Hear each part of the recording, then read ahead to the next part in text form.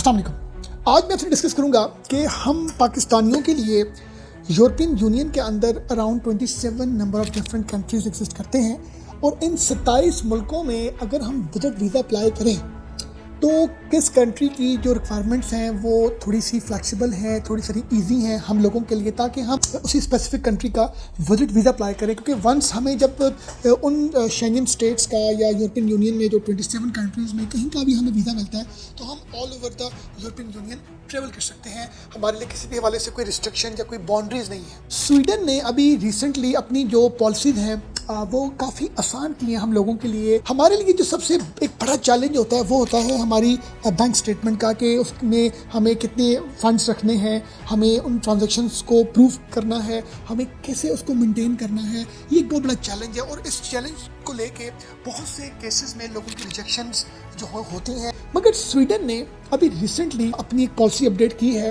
और कुछ ऐसी रिस्ट्रिक्शंस पॉलिसीज हैं जो मैं आज आपके साथ डिस्कस करने जा रहा हूं। हम जब भी कभी शेंगन के लिए अप्लाई करते हैं वीज़े के लिए तो हमें थ्रू स्वीडन अप्लाई करना चाहिए।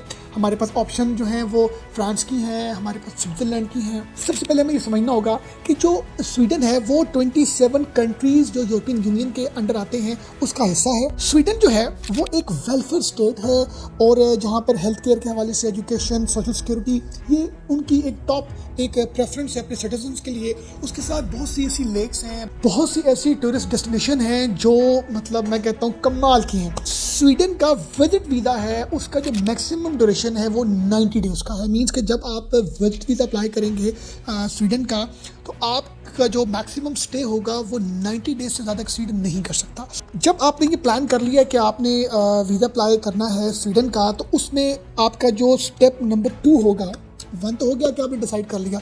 अब जो नेक्स्ट स्टेप है वो है कि हम VFS ग्लोबल सेंटर्स में हम अपने जो डॉक्यूमेंट्स हैं, अपने पर्टिकुलर्स, अपने पासपोर्ट, अपने बायोमेट्रिक्स, अपनी सारी क्रेडेंशियल हम लोग इधर सबमिट करेंगे। ये जो VFS ग्लोबल है ये बड़ा इसमें एक इंटरेस्टिंग अपडेट है कि ये being as a citizen of Pakistan बहुत सी डिफरेंट कंट्रीज़ में जो VFS ग्लोबल सेंटर्स की जो है वो अवेलेबिलिटी है, जिसमें मलेशिया में, कोलंबिया में, इंडोनेशिया में, फिलीपींस में और वियतनाम और बहुत से ऐसे बर्मा, बहुत से ऐसे कंट्रीज़ में हमें जो VFS ग्लोबल सेंटर्स मिलते हैं तो हम वहाँ पर भी अपने जो डॉक्यूमेंट्स उनके थ्रू प्रोसेस करवा सकते हैं।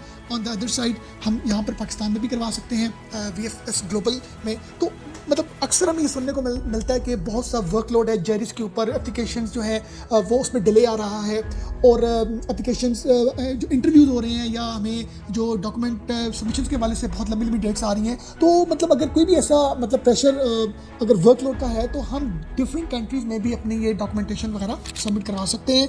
जब आप अपने ये सारे डॉक्यूमेंट सबमिट करवाएंगे नेक्स्ट स्टेप होगा इसकी जो विजिट वीज़ा की कॉस्ट है इसका हमें पता होना बड़ा ज़रूरी है। 16 जनवरी 2024 को स्वीडन गवर्नमेंट ने अनाउंस किया था कि जो विजिट वीज़ा फ़ी है वो 80 यूरोज़ है। अगर हम कन्वर्जन रेट की बात करें तो 24,280 रुपीज़ हमारे बनते हैं, अराउंड कोई 25,000। इसके बाद जो नेक्स्ट स्टेप है वो है हमारी बैंक स्टेटमेंट, जो मतलब आज का मेन टॉपिक है बैंक स्टेटमेंट। बैंक स्टेटमेंट के हवाले से गवर्नमेंट ऑफ स्वीडन ने ये अपनी पॉलिसी दिया है कि अराउंड 80 यूरोज़ पर डे का एक्सपेंस है।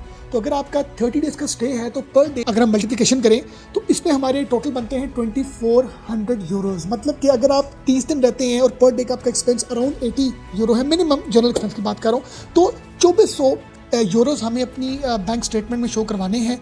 ये एक बड़ी सिंपल और एक ईजी सी पॉलिसी है। नंबर सेकंड जो इंपॉर्टेंट फैक्टर है वो ये है अदर देन बैंक स्टेटमेंट के हमें अपनी टाइज शो करनी है एम्बेसी में। जब हमारा इंटरव्यू होगा हमें कुछ ऐसे हमें अपना ऐसा प्रूफ उनको देना है जिससे उनको ये लगे कि हमारी जो बॉन्डिंग है पाकिस्तान में वो है। हमने अपने इंटरव्यू में वीज़ा ऑफिसर को ये फीलर देना है, हमने ये जस्टिफाई करना है, हमने ये प्रूफ करना है कि हमारी बॉन्डिंग्स पाकिस्तान से हैं, हमारी टाइज बड़ी कनेक्ट हैं पाकिस्तान से और हम पाकिस्तान छोड़ना नहीं चाहते। ये 2 पॉइंट्स हैं जो मैंने आपके साथ डिस्कस किए हैं आज के इस सेशन में।